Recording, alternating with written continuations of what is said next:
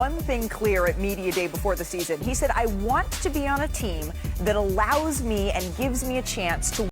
That's a direct quote. And then a few days later, our Shams Charania reported that there was only one team that Giannis desired to play for outside of Milwaukee, and that's the Knicks. But despite engaging in trade talks over the summer, the perceived trade window, it was closed. But one thing was clear to everyone within the organization. The two-time MVP would use the first quarter of the season to take stock in how competitive the Bucks can be. Well, Milwaukee has lost 8 of their last 9 games and are just as close to being last place in the East as they are to being a top 4 seed, which brings us to breaking news as we say hello to our senior insider, Shams Charania. Shams, what is developing here outside of Milwaukee?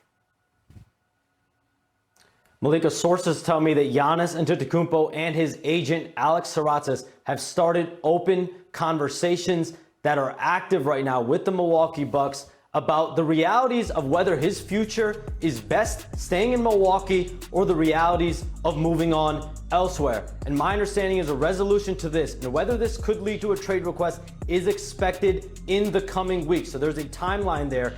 As you said, 9-13 overall. They just lost a 16-point lead to the Washington Wizards on Monday. And I'm told Giannis Antetokounmpo has been frustrated over the recent losing, but so have Windhorst, the general manager, Doc Rivers, the head coach. There's been a lot of frustration within that Bucks organization over the losing, and also a sense of tension around the locker room about what this means for Giannis Antetokounmpo. I had one source even tell me and describe the situation as the writing on the wall for what's to come with Giannis Antetokounmpo.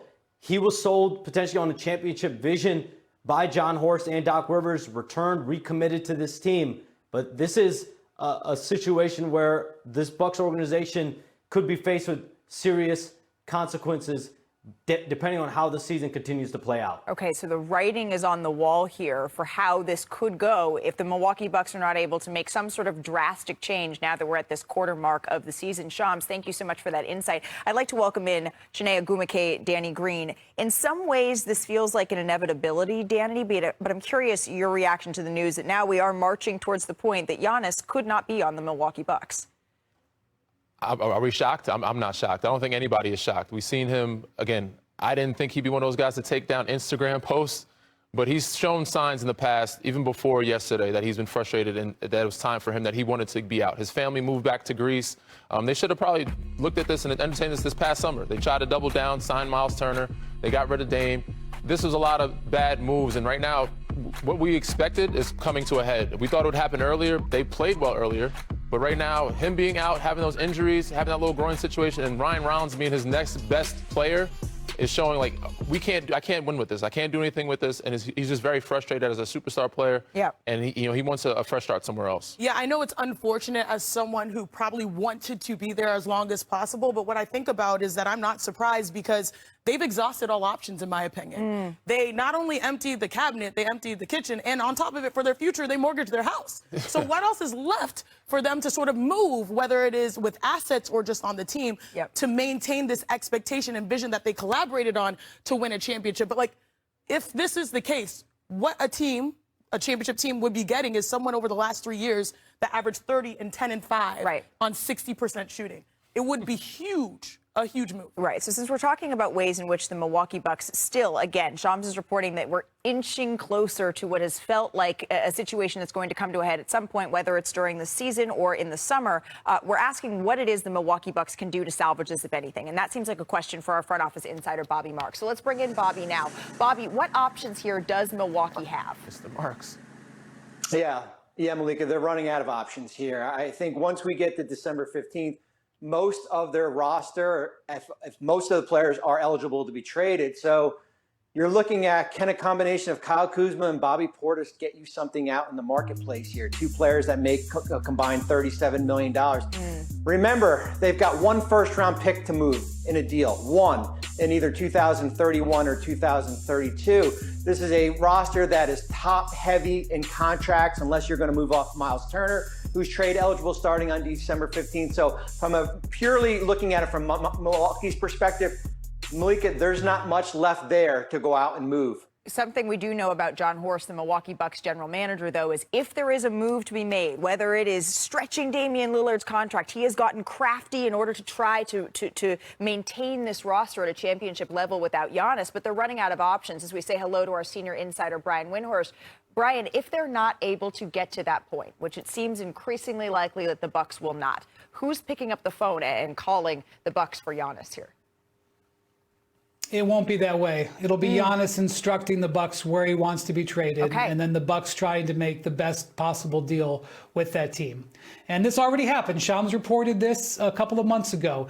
You can put out whatever verbiage you want around it about whether he requested it or asked for it or hinted at it, but he basically said, I want to be a Knick. Can you make me a Knick? And they had discussions for some period of days, and that those talks didn't progress, and so they dropped it, and he reported to camp and tried to focus on it. The big difference between Giannis now and in previous years is that in previous years, the Bucks roster was built out better to handle him and support him. Sure. The last 2 years, he's missed 24 games. In those games, they're 12-12, and they won 49 and 48 games those 2 seasons. They were really good when Giannis was out there, and when he wasn't, they held the line.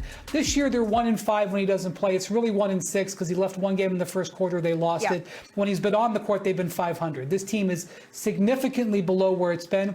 Giannis is just following up on actions he's already set in motion. They've lost 8 of their last 9 games, and of course, as you can see, Giannis hasn't always been available this season. He's had some knick-knack injuries here. But you bring up a good point, Brian, in that this was the situation over the summer. They got off to a hot start. I'm curious, though, bringing back Shams Charania here, what happened that made Giannis say, okay, I want to start the season and stay in Milwaukee, and what's changed now?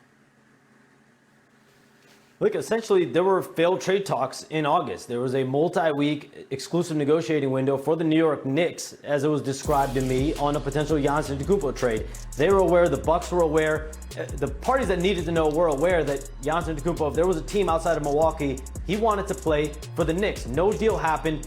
And Windhorst, the Bucks general manager, who has creatively made time and time again, Drew Holiday in 2020, Damian Lillard in 2023, then the Miles Turner acquisition, he has creatively found ways to maneuver and make this team better. He had done it again, and Doc Rivers, they had sold Giannis Antetokounmpo and ownership on a championship contending team. And this is a results-based business, a results-based situation. Giannis Antetokounmpo has made it clear he wants winning. And so the results have spoken for themselves. And if they keep trending this way, this is just the start for even more hard conversations to come.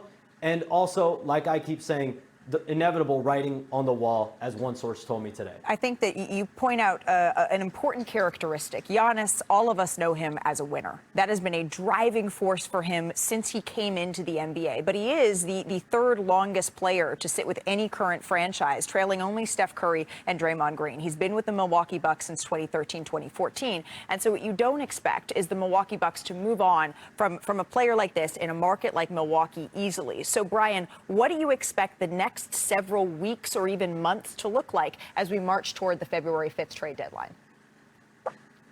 Yeah, so this is what's going to come down to is whether Giannis instructs the Bucks to re-engage the Knicks or not, or if he moves into the direction where he wants to trade, would he widen that list? The thing is, the Knicks were not in the best position to trade for Giannis in August because they had just extended Mikal Bridges and he wasn't able to be traded. It was a strange time that Giannis would approach the Bucks about that situation. It would be different after December 15th when more players are available.